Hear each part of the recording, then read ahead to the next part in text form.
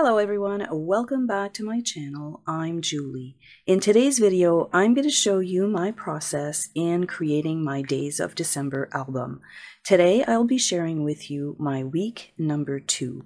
If you want to see the entire process for this entire album, I will link that down in the description below and also at the end of this video. I wanted to quickly touch base on my calendar and the content of the book. Now, when I first started and I shared this in a previous video, I didn't have a whole lot going on in the month of December, and I think like a lot of people, I started to panic and think, I don't have enough to make an album and document a story every day. Well, was I ever wrong? Somewhere along, I don't know, maybe like week number 3, everything kind of exploded and everything was happening, and I decided to move things around to fill my calendar. So you can see here that my calendar is quite full. And as I mentioned, I'm working through week 1. So that was in the previous video. And today I'm going to share with you week number 2. Now let's go through this book very quickly. Day 1, 2, day 3, day 4. By popular request, I did add my little sentiment here, my little pennant, and I think that it looks great. That was in my last video. And then here you'll notice that I added some stamping. Sorry for the glare here. I thought it would be neat to add a little bit of stamping on this journaling spot because I had a blank space at the bottom, and I was able to do that with this modern typewriter alphabet, and I will link it below if it's still available. I just grabbed this out of my stash, so I think it might be, and I kind of like this. Where is the snow? I kind of like that. And then we did day 7 and day 6 and day 7, and then for day 8 I'll get back to day 8 because again these are large photos, they're full-size photos. In today's video I'm going to concentrate on day 9, day 10, day 11, 12, 13, and 14, which will complete my week number 2. So you can see here that I've done quite a bit of prep work. I still did my journaling on my computer, and I really tried to position this so that it would fit the sketch that I'm working with. So here it's left justified, so that I can sneak that under here, and this one is right justified, and I can sneak that under here. And I've just used this bracket and cut it out. This was actually a foundation page that I did early on, and if I show you here, they were both in this orientation. The photo was going to go on the inside. And once you have your photos, it really changes the look of your sketch. So I'm just going to flip these over and I'm going to go ahead and select my numbers, but I really like the way that this turned out. Now I want to share a tip with you. So this is my little niece, Marcy. She turned 10. And then here I have me starting to decorate my tree, and the photos and the colors were kind of off a little bit. So I went ahead and I printed them out in black and white. So this is a black and white photo, and then this one here is a sepia photo, but I was actually able to match the hex code to the mink color in my cardstock. So see how nicely this matches. Now this would have been totally fine. It's a little bit more grayed out, but I was really happy, and I use PicMonkey to change my photos and edit them. So this is the same photo, and you can see here that it's really grayed out, and this one here is the same photo, but I just added the sepia filter on it. And then if you go custom, you can actually type in the hex code to match the mink color, and I thought that that was really neat. And as I was preparing my pages, so I've got these pages here. I don't have journaling because I'm going to use those great journaling strips. This was another foundation page that I did, and I really had to work with my journaling and my flower, so I'm going to have to move that over just to make sure that it fits. But I just popped my photos on this day, which was great. And these will be my 2 pages. And again, because I'm working chronologically, I'm able to kind of see what's going on with my pages.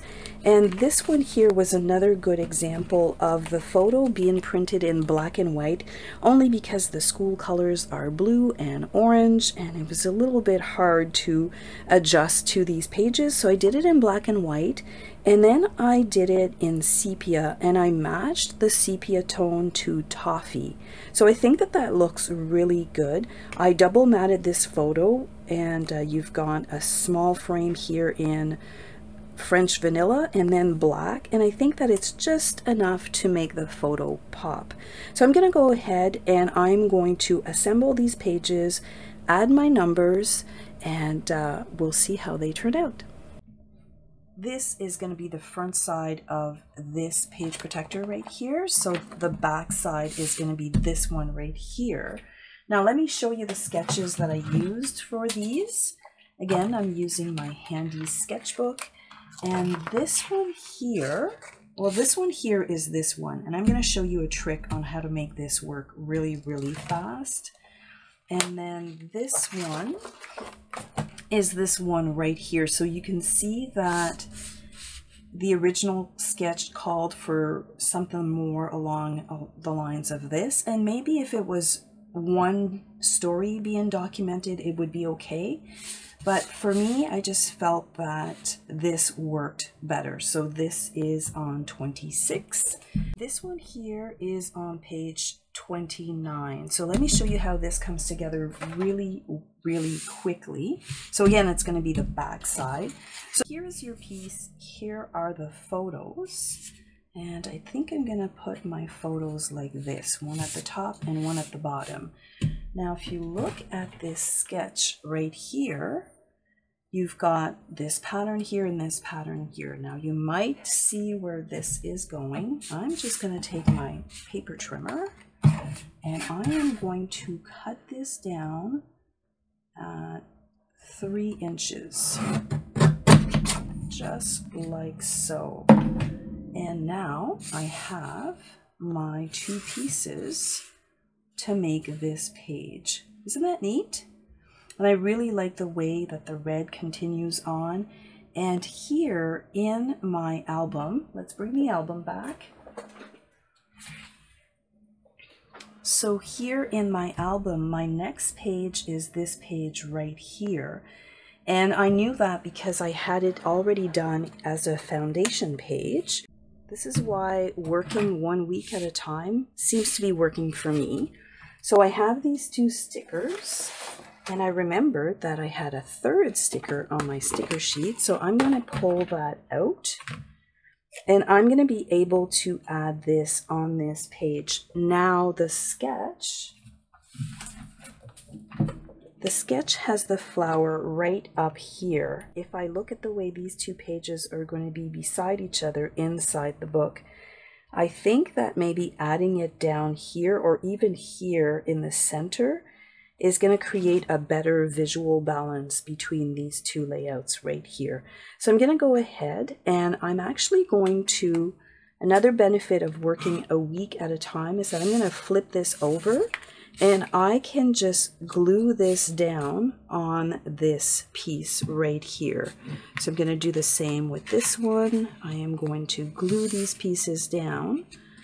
And then it's just a case of selecting my pictures, selecting my numbers, and we're done. So we're done day 9, 10, 11, and we're going to move on to day 12 right here. So I'm going to pull this one out. And you can see here that I've got a few sprigs. So I'm probably going to add some on this side. And I'm just going to go ahead and finish these pages. And then we will work on the next 2, which are these ones right here. As I was working on this page and I was selecting my papers, I already had this page done as a foundation page, so I kind of matched the colors and the theme. I really like the way that the flowers are going from the left side to the right side. As I was trying to select my number 12 here, I went through several, to be honest with you, and I landed on this one, and this one is from my stamp set. But the circle really didn't work. Don't forget to look at your tags because these are good solutions as well. Because it's nice and close and it cuts it into a pennant, I thought that it looked really, really good. So let me show you quickly which layouts I've used for 13 and 14 and the little adjustments that I've made. And again, I was looking in here trying to find something that would match my photos. So this double page layout here is from page 16, and you'll see here that my photos, I've changed them, and I will change the orientation as well. And then this one here, because I'm putting it on the left side, I've mirrored how I'm going to lay that out. So these next two pages are from page 16, and I'm going to go ahead and put these together. All right, so I'm going to go ahead and put this together, and basically here what you do is, here are all my pieces and my journaling. I was looking for that. So I did go and cut a few circles, and basically you just cut a piece here, and then you use the back side. Now, when I was looking at the sketch, and I was looking at my stripes, just to kind of give you a visual here, I wanted to add this piece, but the stripe against the horizontal stripe was not working for me. I felt that it kind of got lost in translation. So I'm going to move this to the other side so that the stripes, the patterns, go up and down. And then you'll see that when you add this at the top, it just looks so much better. Like you can see that it's got a nice visual break, and then you've got your stripes going down. So, you know, kind of pay attention to the pattern papers that you're working with, because especially when you're working with stripes, so this is going to be my next page, and if these would have been horizontal, I kind of feel like these should have been horizontal too. So because they are vertical, I decided to cut this one in a vertical. I'll be using this sketch right here for this page, and I've just flipped it over only because of where it's going to be in my album. I feel that having the glitter piece on the inside and then the circle pieces here just kind of looks better. Does to me anyways. I'm not sure what you guys think. Like if I was to show you the sketch, kind of goes like this. And then you have your scallops in the center.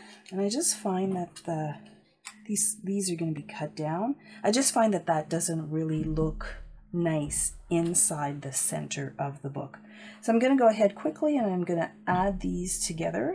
Okay, so I did go ahead and I stamped a whole bunch of numbers. When I take out the embossing powder and I do this, I go ahead and I stamp a whole bunch, and then I'm just going to add them in here, and I'm going to keep them for my next project. Or it's always nice when you go in and you have a whole bunch of numbers ready to go. So I'm going to go ahead and I'm going to die cut them all, and I'm going to use 13 and 14, add the rest in here, and we're going to move on with this assembly right here. Depending on the circle you are using, you might end up hanging off the edges. So the best way to kind of make it look seamless, start in the center and go up and go down. I did put these and they're hanging off quite a bit because I know that I want to add this black strip. And once I add the black strip, I'm going to have that same look of the circle right here. But definitely if you are using circles and you want to have a nice even spread, start in the center, work your way up and down. All right, so this is wrapping up week number 2 with day 13 and 14. I really like the way that I was able to combine very different things, and this is going to be a double spread layout. So I like the way that these turned out. I've got my journaling right here that I used a bracket, turn this photo into a sepia. I pick the Moxie Alphabet for both of these pages. And let's not forget the other pages we did today. we didn't do this page. We actually just added the journaling, moved the flower, added the number 12, added the photos because this was a foundation page. That actually gave me the opportunity to create this page right here so that it's in the book. And then this is day 9 and day 10. I'm going to come back and show you day 8. I'm just waiting on some photos. So day 8 and my photo that's going to go here, I had to get them printed outside of the home. It's a larger format than my printer can accommodate. So basically I'm quite happy with what we did today. I did end up using quite a bit of the Moxie Alphabet. You can see that I used it here on 9 and 10. And then I went back to some dies for 11 and then some stamping for 12. So I'm going to add these inside my book. And I will be back next week to show you week number 3. If you've enjoyed this video, don't forget to give it a thumbs up, and I will link my complete playlist at the end right here. I'll catch you next week. Have yourself a fantastic day, and bye for now.